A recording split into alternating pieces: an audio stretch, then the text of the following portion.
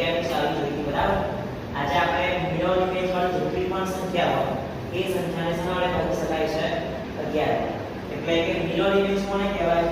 ધારો કે આ સંખ્યા મારી પાસે છે હું આની વચ્ચે મિરર મૂકી દઉં એટલે 250 એટલે 5 અહીંયા દેખાશે 7 અહીં દેખાશે એટલે આ સંખ્યાને 11 વડે ભાગી શકાય છે આ સંખ્યામાં પણ જો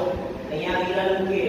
તો 432 ની મોટી સંખ્યા કેવી લાગે છે બરાબર ઓપોઝિટ તો આવી સંખ્યાઓ જોડે મને બધી સંખ્યાને 11 વડે ભાગી શકાય છે ત્યારબાદ આપણે એ 11 વડે કોઈ પણ સંખ્યાનો જો ગુણાકાર હોય તો અંશ કેવી રીતે લાવવો ડાયરેક્ટ તો એના માટે આપણે શું કરીશું કે આ 42 ગુણ્યા 11 છે તો 11 ની જોડે ગુણાકારમાં જે સંખ્યા છે એનો સરવાળો કરી દેવાનો બંનેનો પહેલા ચલો 4 ને 2 કેટલા થશે 6 હવે આ 6 ને શું કરવાનું આ બેની વચ્ચે મૂકી 4 પછી વચ્ચે 6 મૂકી દો રાઈટ આન્સર હવે ગુણાકાર ના કરો તો શોર્ટ તમે કરી શકો છો આપણે જોઈએ ચલો પહેલા આ બંનેનો સરવાળો 1 + 7 કેટલા થશે 15 છે પણ એક આગળ ઉમેરવો પડશે 5 અને 7 ની વચ્ચે આપણે 15 નહીં મૂકાય પણ 5 મૂકવા પડશે 5 અહીં મૂકીએ તો આમાં એક વધશે ને એટલે કેટલા આવશે 957 બરાબર હવે આ ટાઈપ બીજા પણ દાખલા તમે પ્રેક્ટિસ કરી શકો છો કે કોઈ પણ ગુણાકારમાં જો 11 ની જોડે સંખ્યા હોય તેને તમે આવી રીતે ગુણાકાર કરી શકો છો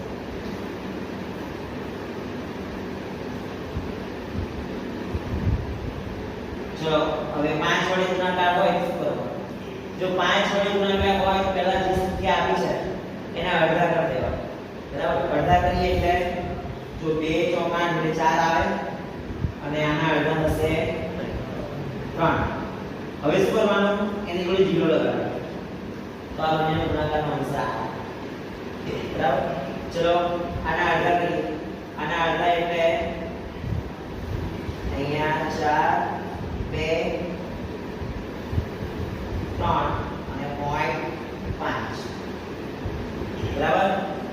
અને પછી શું કરવાનું એની જોડે જો અહીંયા મને અડધા કરી લા આવે ગુણાકારમાં 2 આવે આટલા ગુણ્યા 2 કરીને 847 એટલે આ 2 અને 5 નો ગુણાકાર એટલે 50 એટલે આની જોડે 10 લગાવો ડાયરેક્ટ આવું યાદ રાખવું ચાલે કે 0 લગાવો એટલે શું થશે અહીંયા પોઈન્ટ જોડે 10 નો ગુણાકાર થશે એટલે જવાબ શું આવશે 4 235 આ રીતે તમે